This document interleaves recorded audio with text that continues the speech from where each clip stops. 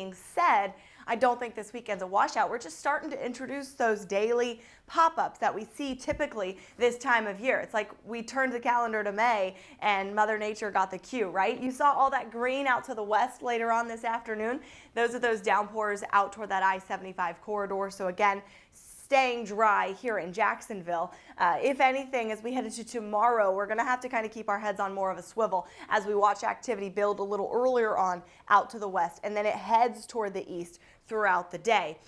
But most of us should not see the rain. And in fact, if we go ahead and look at our Storm Prediction Center map, you see how it really scales off as it heads closer to the coast in Duval, St. Johns, and Flagler counties. Most of our showers and storms tomorrow are going to be for inland southeast Georgia and then areas west of Highway 301 out in North Florida.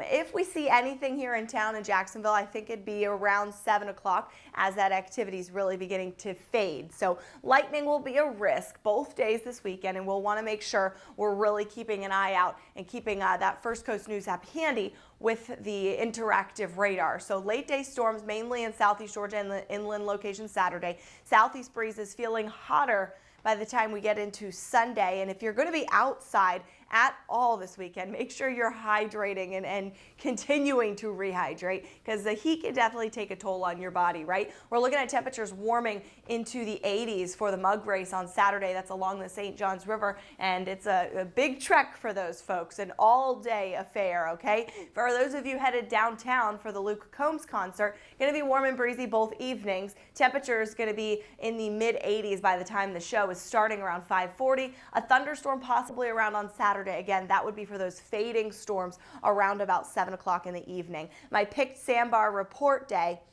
Saturday. All right, and the reason really is because of the winds and the lighter chop that's expected out there, but places like Bayard Point, you might have to pack it up a little sooner than places along the coast like Fort George, Salt Run, also Fort Matanzas.